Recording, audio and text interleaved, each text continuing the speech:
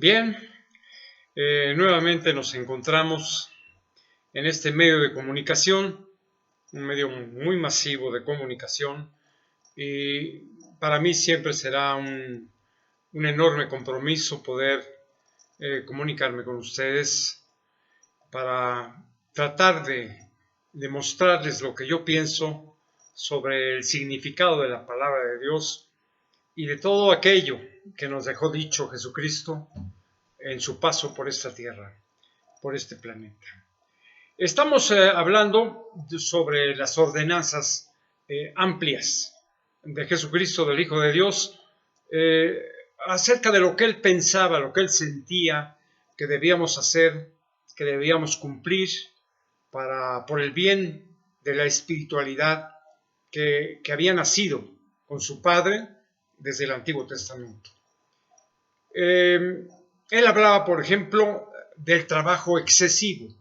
Este apartado está mencionado en Mateo 6, artículo 6, versículo del 25 al 34, es bastante amplio, pero hablaba ahí sobre el trabajo excesivo.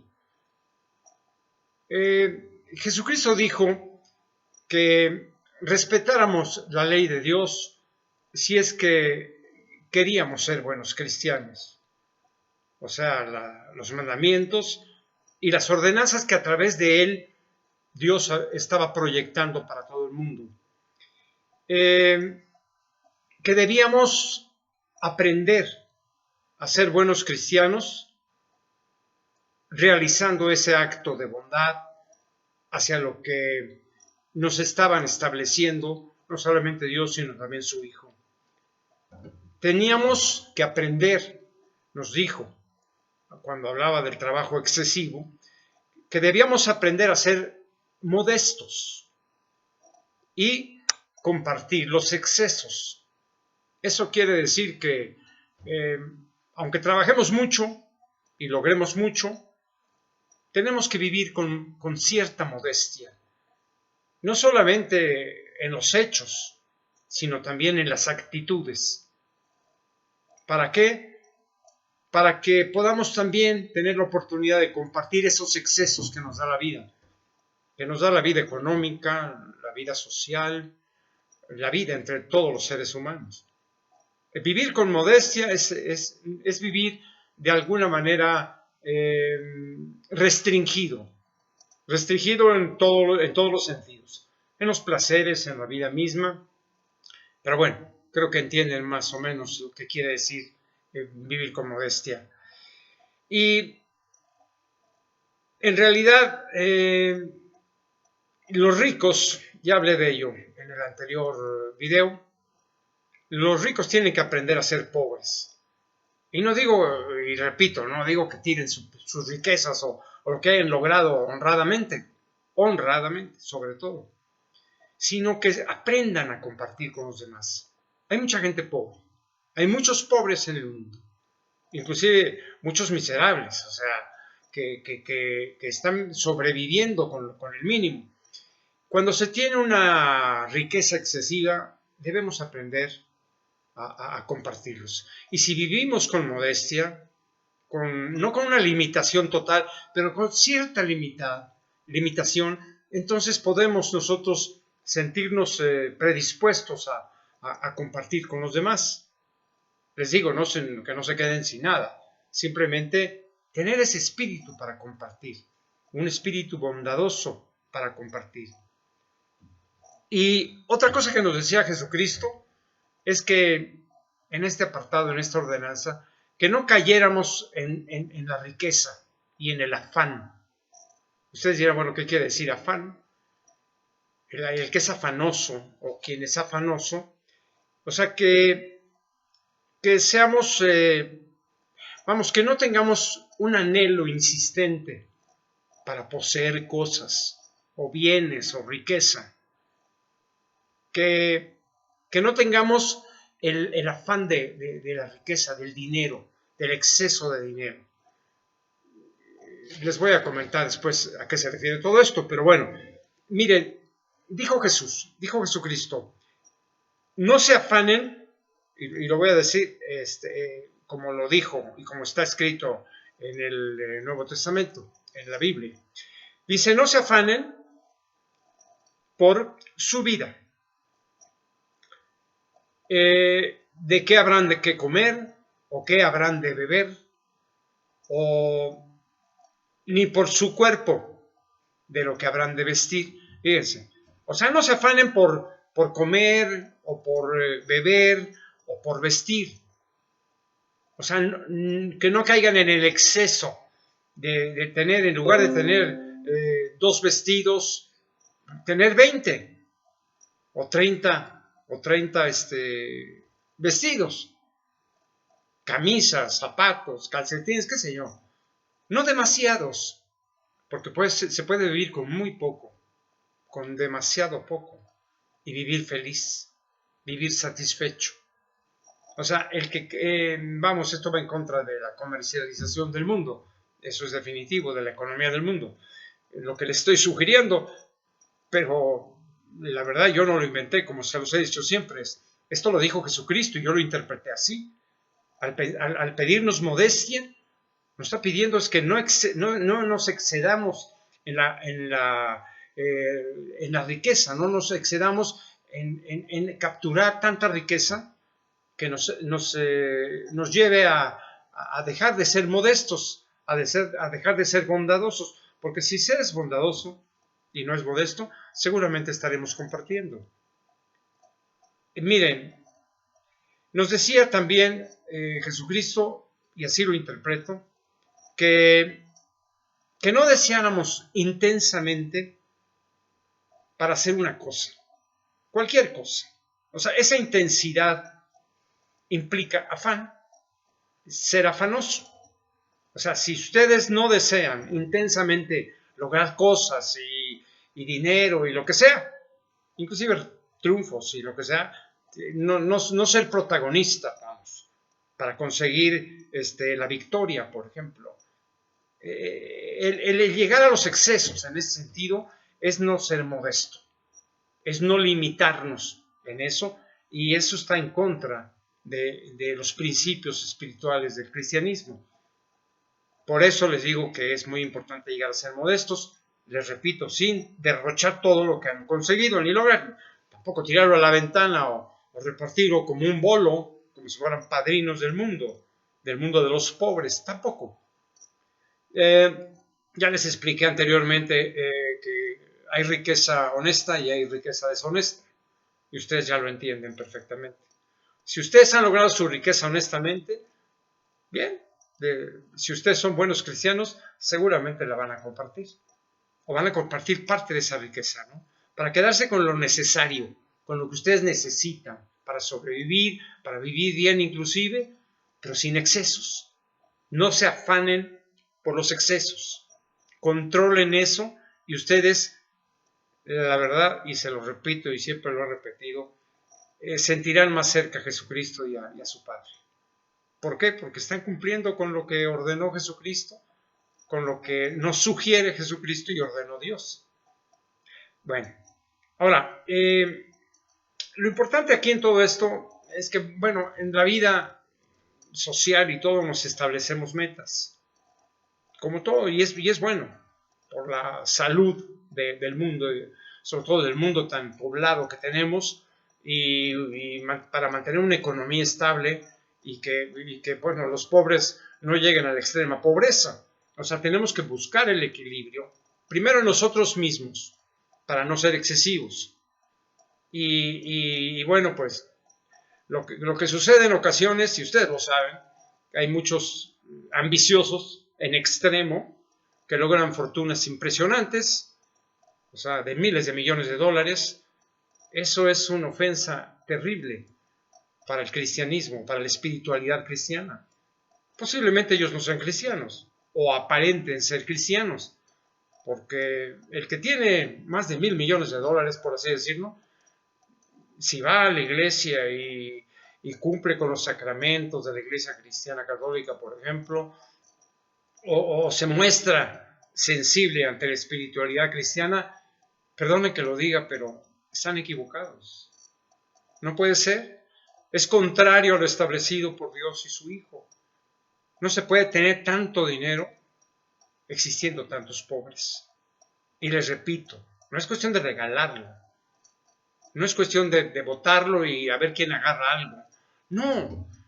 Hay algunos multimillonarios que establecen asociaciones y agrupaciones en beneficio de los pobres, de las enfermedades, para el bien común, para el bien de todos. Y se quedan con lo necesario, con lo suficiente, o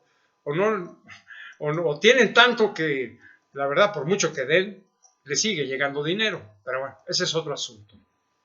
Miren, Jesucristo también nos pedía que no actuáramos como los idólatras o como los paganos.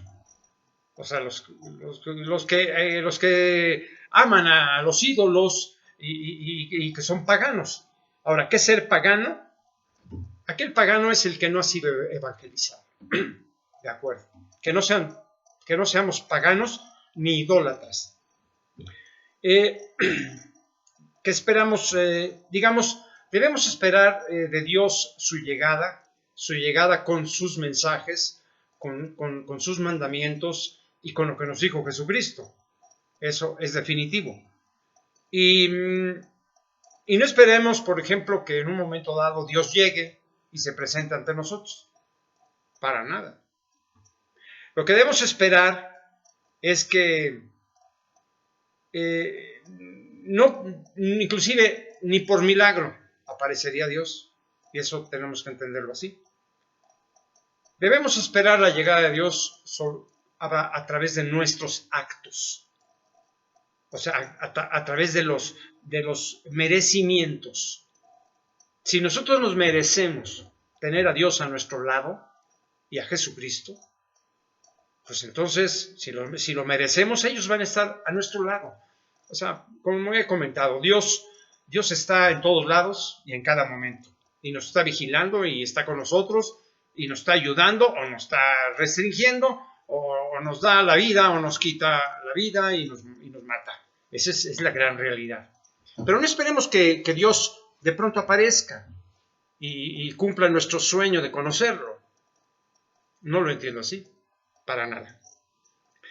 Miren, al final, para finalizar esto, yo considero que los buenos cristianos son aquellos que viven en la sencillez económica, con todos sus niveles y con todas sus restricciones, y sobre todo con el grado de riqueza que pueda tener cada uno. O sea, para ser buen cristiano, deben tratar de vivir en la sencillez. Y les repito, no es cuestión de que tiren toda su riqueza o la regalen a quien pase. No. Es que la sencillez se lleva en el corazón, en los sentimientos, en las actitudes.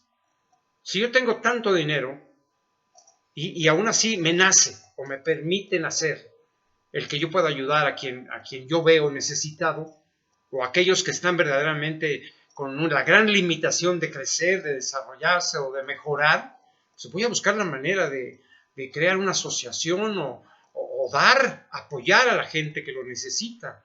Y no me va a pasar nada. Al contrario, como se los he dicho antes, alrededor de la riqueza tendremos más. Tendremos la verdadera riqueza sumada a la riqueza económica del mundo. Tendremos aquella riqueza que no tiene un valor específico, tiene el mayor valor conocido, que es el valor de tener la complacencia de Dios y de su Hijo Jesucristo. Eso está definitivo. Miren, el mundo comercial es el que establece las competencias, las diferencias, las ambiciones, porque promueve ello, ya que pues, la mayoría no son cristianos.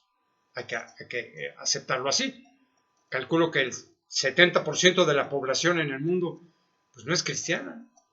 Si consideramos que un poco más de 2.000 millones de habitantes son cristianos o somos cristianos, pues imagínense los 5.500 millones de habitantes que no son cristianos, bueno, tienen la posibilidad de ser ambiciosos, de no compartir, de no ser poderosos, de no tener la capacidad de perdonar o de amar a sus semejantes. ¿Por qué?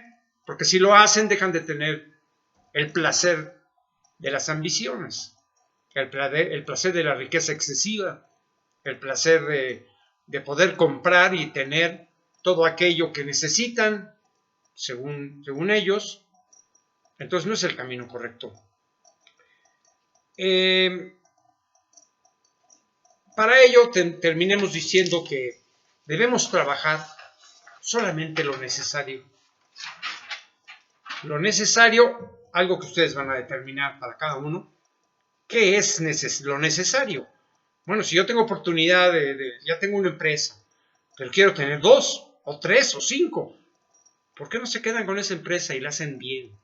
La perfeccionan, la hacen altamente productiva, que sus trabajadores ganen lo justo, que estén contentos, que estén felices con ustedes.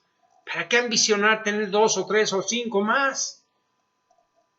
No hay necesidad de ello. Permítanle que otros lo tengan y que reaccionen igual a ustedes, porque ustedes darían el ejemplo a los demás de no ambicionar más de lo necesario. Y claro, un buen inversionista, un buen empresario, exitoso, sus metas deben ser no tan amplias para que destrocen su espiritualidad, sino tan necesarias como para que ustedes sean casi perfectos en su empresa y que estén cumpliendo equilibradamente con el propósito de su negocio, de su aportación a generar trabajo con buenos salarios. Eso es justo. Eso es trabajar lo necesario. Ahora bien, veamos, si todos fuésemos buenos cristianos, la verdad, hablando de la economía mundial, pues se generaría el caos, la anarquía, porque imagínense ustedes que la gran mayoría de los buenos cristianos ya no produjeran lo que la sociedad les exige o la competencia les promueve. Entonces, imagínense que los 2,000 millones de cristianos fueran buenos o fuésemos buenos cristianos, pues lógico que ya no trabajaría, empezaríamos a compartir nuestra riqueza, pero esa riqueza posiblemente se llegaría al consumo, pero no a la inversión. ¿Y qué quiere decir con eso? Que esa riqueza se consumiría y al no invertir una riqueza, lógico que se consume y cuando se consume se esfuma o se pierde en el camino. Entonces, lo que debemos hacer es buscar el equilibrio. Ni tanto, como dice un dicho, ni tanto que queme al santo, ni tanto que no lo alumbre. Es un dicho muy común, muy popular.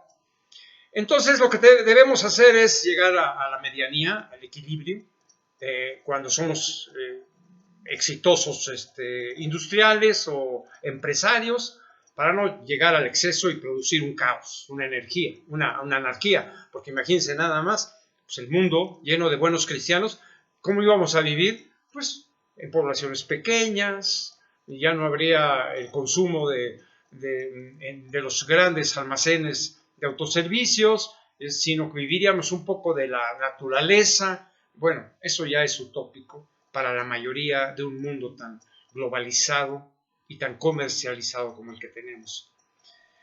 No voy a decirme que todos los habitantes de este planeta lleguen a ser buenos cristianos. Me conformo con que los cristianos, los que se dicen cristianos, lleguen a ser buenos cristianos. ¿Cuántos? Bueno, yo ya les he comentado cómo llegar a ser buenos cristianos, cómo llegar a ese equilibrio y a tener, el beneficio de ser buenos cristianos. ¿Y cómo? Pues les repito, los buenos cristianos disminuyen los excesos de lo mismo, ¿no? Al mínimo, de la riqueza, de los deseos, de las ambiciones, de las competencias, del deseo de ser victoriosos, de liderar, de todo. O sea, vamos a disminuir los excesos y eso nos va a llevar a ser posiblemente unos buenos cristianos, buenos y dignos cristianos. Bien, muchos se preguntarían, bueno, vamos a pensar que existe una revolución de la espiritualidad y que todos nos decidimos de que vamos a cambiar este planeta, como muchos lo están haciendo, ¿no? Cuidando la ecología, buscando el equilibrio y realmente promoviendo la justicia en la redistribución de la riqueza. Ahora, ¿qué es lo que produciría una situación de este tipo, ¿no? Pues algo mucho mejor. Un mundo lleno de sencillez y de humildad. Es complicado, pero con que algunos avancemos en eso y en nuestras familias o nuestros amigos o eso logren lo mismo, no vamos a perjudicar al mundo en general, porque la mayoría, pues desgraciadamente o por fortuna para ellos, les condiciona a seguir por el mismo camino. Yo no voy a juzgar, como se los he dicho siempre, el que juzgue solamente es Dios. Ahora, eso es utópico de alguna manera, porque un mundo lleno de sencillez y humildad realmente no es probable. Así es que tranquilos aquellos que no son cristianos, no se preocupen que los cristianos, los buenos cristianos, no vamos a presionarlos para que cambien. Eso les corresponde a cada uno de ustedes, por lo que viven, por lo que experimentan, por lo que padecen o por aquello que no han entendido, con todo el respeto que nos merecen aquellos que no piensan como nosotros. Bueno, miren, por cada rico que comparta su riqueza, para terminar con este asunto de la riqueza, o por lo menos empezar a terminar, por cada rico que comparta su riqueza, muchos pobres dejarán de serlo. Ojalá que lo entiendan así los multimillonarios, los que tienen exceso de riqueza. Porque, les repito, es muy sencillo, se los digo como un ser urbano. Dejen mi calidad de vocero o de virtual sacerdote de Jesucristo. Como un normal ser humano urbano, por cada rico que conserve lo suficiente de su riqueza, que pueda vivir con dignidad y sencillez. O sea, muchos querrán imitarlo, sobre todo para saber cómo lo hizo. Y eso mejoraría el mundo, todo el mundo. Es una tarea difícil, es una tarea complicada para que el mundo cristiano, convenza al resto del planeta para actuar diferente. Ustedes observan cómo hay guerras, cómo hay matanzas, cómo hay delitos, hay robos, suicidios, bueno, hay tantas cosas que van en contra totalmente de los principios espirituales que establece Dios y su Hijo Jesucristo. Pero bueno, ahora sí que cada quien será juzgado por sus obras, por sus actos y por sus pensamientos. Y hablando de ello, otra de las ordenanzas de Jesucristo a través de sus prédicas fue el juicio hacia los demás. Este apartado está en Mateo artículo 7, versículo del 1 al 6. Es muy interesante esto, el juicio hacia los demás.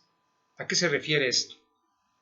Miren, decía Jesucristo que quienes por hipocresía pretenden juzgar a los demás, quienes por hipocresía pretenden juzgar a los demás sin haberse juzgado a sí mismo, están equivocados.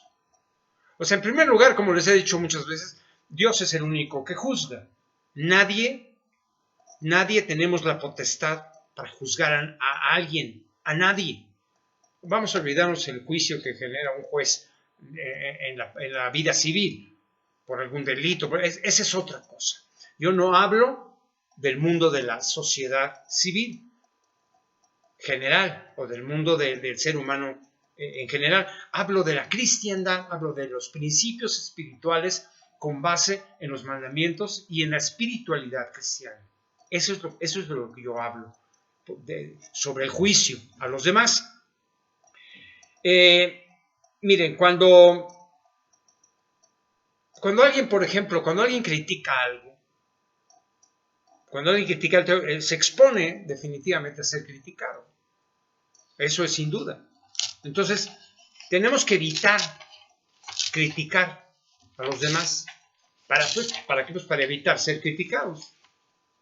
Tan fácil como eso, ¿no? O sea, dejemos de valorar los actos y actitudes de los demás. O sea, no le pongamos un valor al acto de un ser humano, ni a las actitudes, mucho menos a las actitudes. Les repito, no los juzguemos. Si nosotros establecemos un valor a alguna acción, a la acción de algún ser humano, estamos criticándolo, estamos estableciendo un valor, una categoría. Eso es malo, eso es bueno, eso es regular. No debemos juzgar a nadie. Déjenlos que actúen. Ustedes actúen, si son buenos cristianos, actúen como lo establece Dios y Jesucristo. Nada más. Pero no vayan a voltear a ver a los demás. Oye, pues si yo soy así, me dijo, estoy convencido que Jesucristo me dijo esto y así actúo, y tú ¿por qué no actúas? No juzguen, ¿no? Que ellos encuentren la luz, que ellos encuentren la verdad, que encuentren el camino. Y ustedes, si tienen capacidad para predicar o para vocear la palabra de Dios, háganlo y díganles, ¿sabes qué? Mira, a mí me ha ido bien internamente por esto, porque yo pienso así, siento así, actúo de esta forma. Pueden ser criticados, sí, por eso estás tan pobre, por eso estás con lo mínimo, por eso apenas comes, pero eres feliz. Pero son felices, porque están completos, porque tienen el gran reino de la espiritualidad dentro de ustedes. Y por supuesto, el reino del cielo está muy cerca de ustedes. Ellos no lo van a entender. Los que no piensan como ustedes, los que no sienten, los que no creen como ustedes, pues lógico que pues no los van a sospechar, pero no los van a comprender. Es una frase que yo uso mucho. Entonces, pero no los juzguen. No los juzguen porque no quieren ser como ustedes. No los juzguen porque no aspiran lo que ustedes aspiran. Porque el camino de ellos es diferente al de ustedes. Porque ustedes ya alcanzaron la verdad, alcanzaron esa luz que es necesaria para darle sentido a la vida y ser dignos de su Creador y ser dignos de ese mensaje de amor que nos dio Jesucristo. Entonces, pues, yo creo que ¿qué deben hacer ustedes con ellos? Pues vamos a respetarlos, respétenlos. O sea, vamos a dejar que Dios haga lo que tenga que hacer con ellos, no nosotros. Que Dios los juzgue a todos, ¿no? Hasta nosotros nos va a juzgar, porque tampoco somos así unos santos o unos perfectos. No, hemos cometido errores y seguramente tendremos que arrepentirnos primero en la tierra y luego ante Dios. Cuando Él nos juzgue y nos diga, bueno, tú hiciste esto, perjudicaste esto, cometiste esta falta, y tendremos que aceptarlo porque Él nos ve, Él nos observa permanentemente y Él nos va a juzgar y nos va a leer toda la historia de nuestra vida, porque Dios, les repito, tiene un proyecto de nuestra vida, cada uno de nosotros tiene un proyecto para cada uno. El que niegue que Dios es tan poderoso y eterno y tan sólido y tan perfecto, pues está totalmente equivocado, sobre todo si es cristiano. Y mucho más si es buen cristiano, porque entonces está equivocando, entonces no es buen cristiano. Tan fácil como eso, ¿no?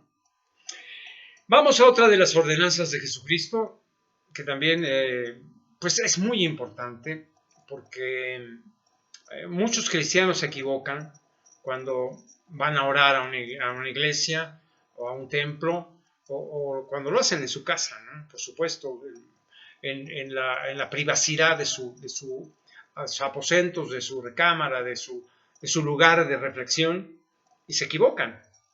En ocasiones se equivocan. Miren, El contenido de la oración está muy establecido, muy bien determinado en el Evangelio de Mateo, en el artículo 7, del versículo 7 al 12. Está bastante ampliamente mencionado.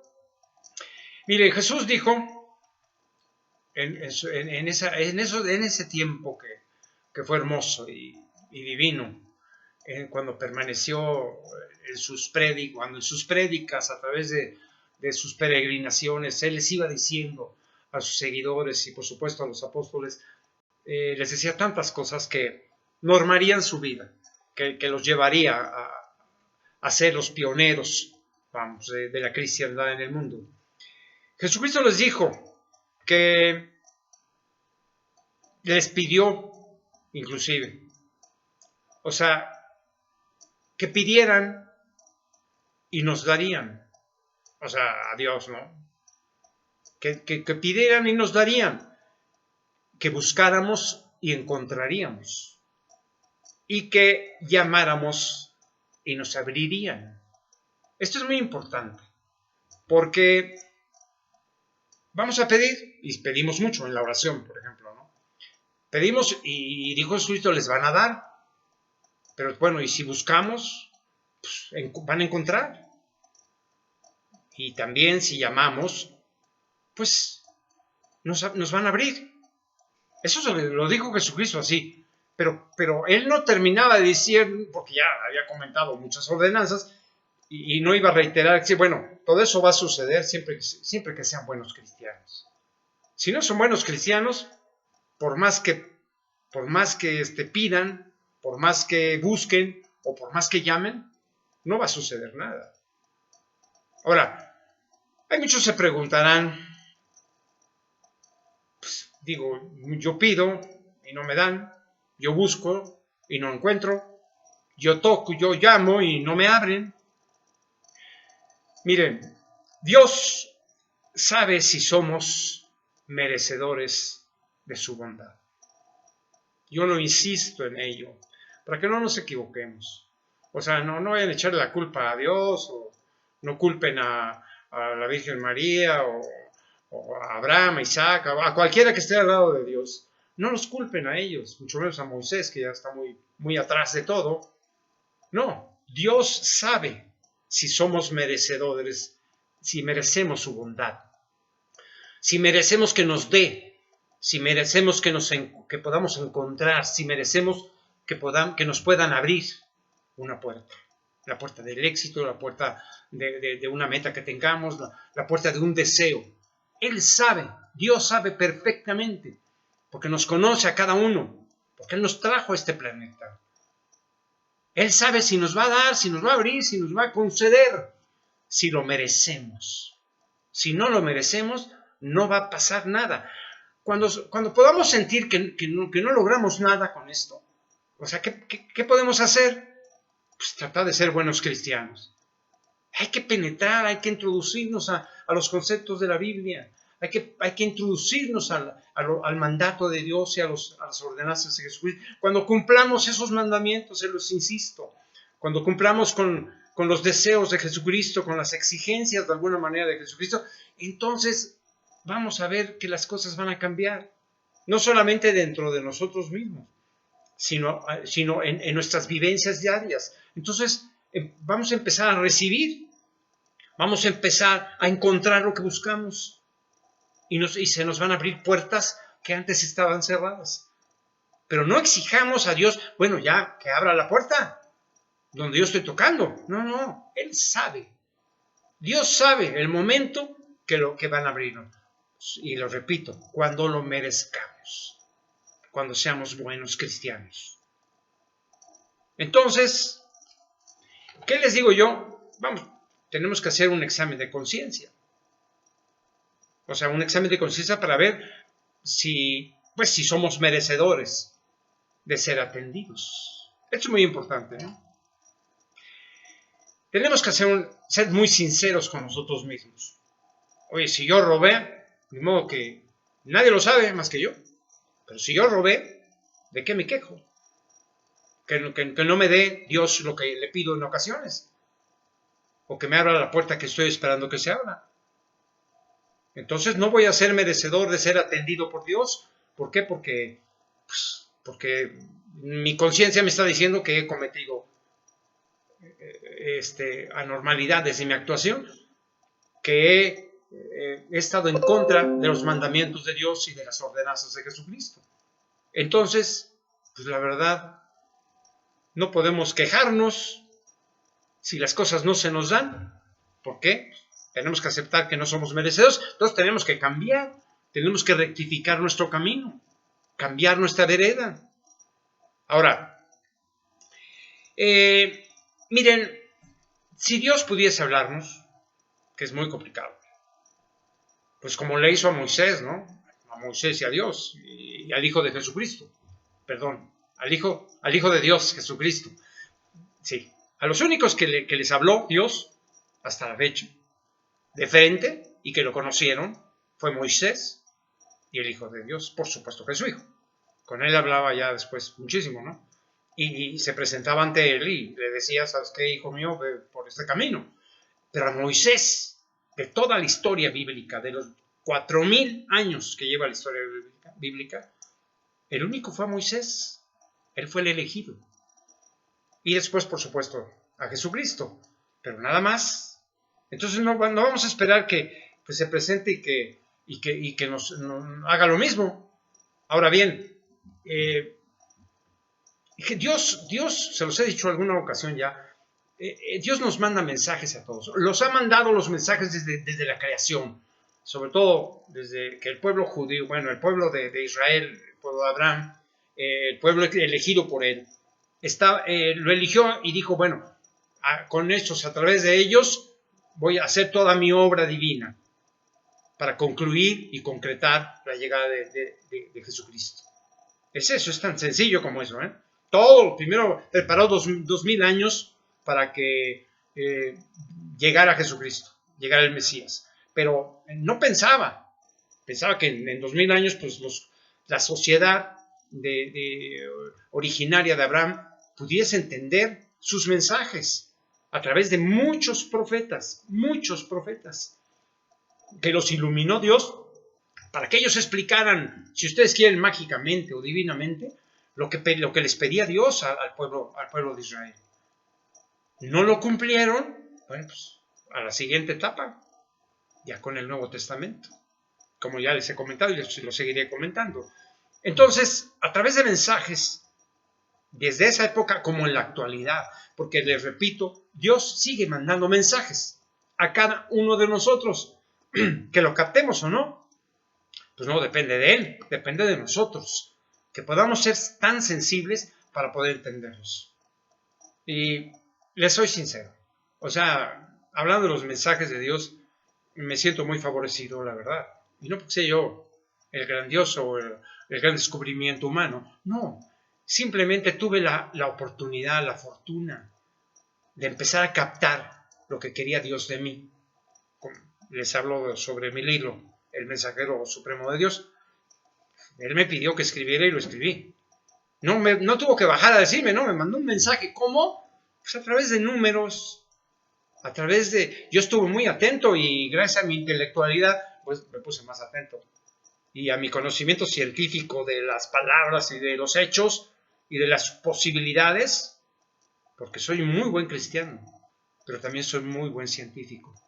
Porque los científicos puristas y extremistas y fundamentalistas me pueden decir, pues estás mal como todos los cristianos, porque lo más importante, el principio del universo y de todo es la explosión nuclear. Ok, yo lo respeto, de acuerdo, pero no estoy de acuerdo con ellos.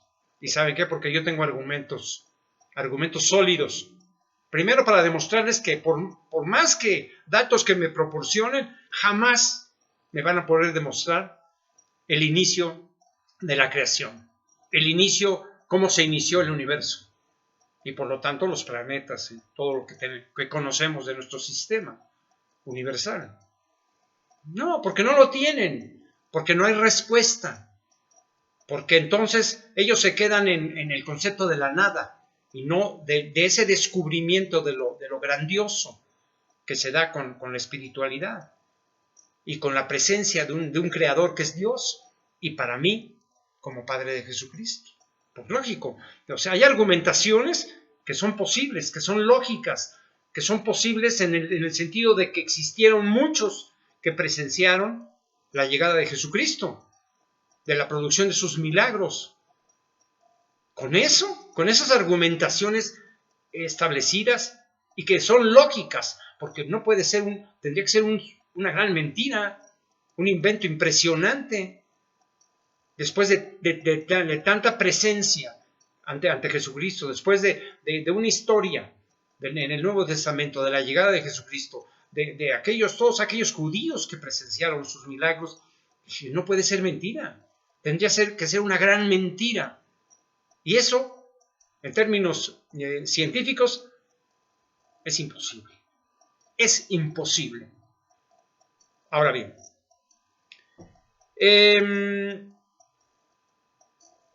si Jesucristo, bueno, no, más bien, si Dios, vamos a comenzar hablando de Dios, me perdí un poco, si Dios nos quisiera decir, bueno, está bien, cuando mi hijo les comentó esto de que si pidieran, les daría, si me buscaban, pues les voy a conceder, se van a encontrar, y si pues llaman, voy a abrirles la puerta. Bueno, ¿qué nos diría Dios si Él podría decirnos o contestarnos estos cuestionamientos?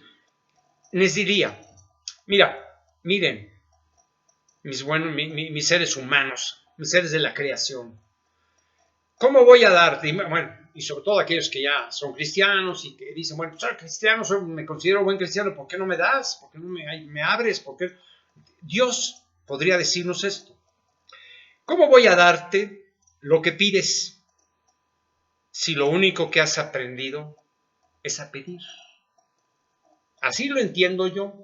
Yo llego a esas conclusiones de lo que nos dejó dicho de Jesucristo y lo que yo me imagino que Dios, como creador y supremo divino, porque una cosa es que Jesucristo sea el supremo mensajero y otra cosa es que Dios sea el supremo creador. Sobre ellos nadie. Miren, sobre Dios, más bien, sobre Jesucristo, Dios. Sobre Dios, nadie. Y por supuesto, sobre el ser humano, pues Jesucristo, ¿no? Así lo entiendo yo. Entonces les digo, si Dios dijera, Dios nos preguntaría, mira, ¿cómo voy a darte lo que pides? Si lo único que has hecho es aprender a pedir. No pidas, yo te voy a dar. Tú extername tus pensamientos, tus anhelos, tus deseos, pero sé lo que te pasa. Te diría Dios, sé lo que necesitas, sé lo que te hace falta. Ahora bien, yo sabré si te lo doy, si lo mereces. Así lo entiendo yo.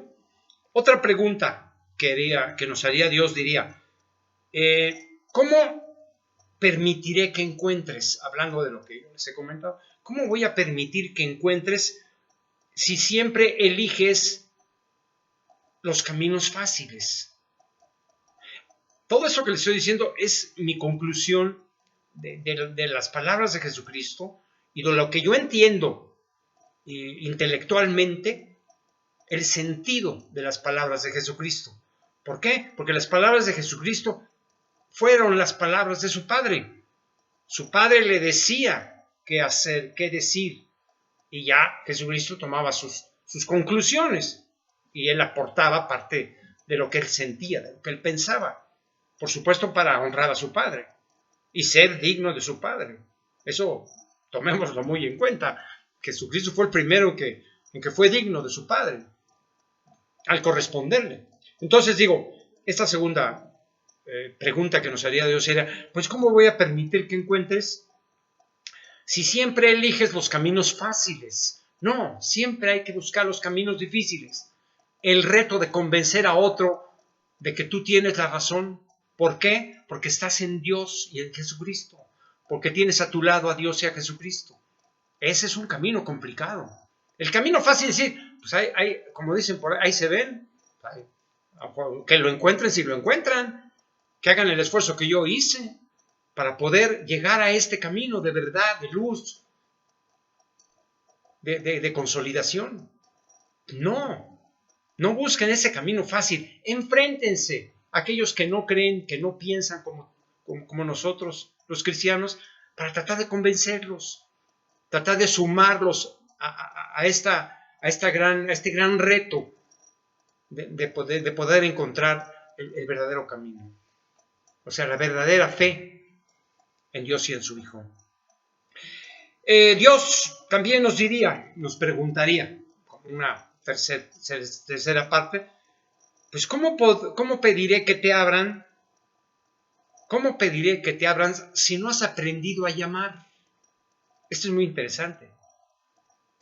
Tú me estás diciendo, o me estás haciendo sentir que quieres que se te conceda algo, que te abran una puerta, la puerta del éxito, la puerta de concretar algo, de que se cure tu familia, de que tú ya no padezcas, por así decirlo, ¿no? Hay que tratar de interpretar correctamente estas palabras. O sea, implican muchas cosas, ¿no?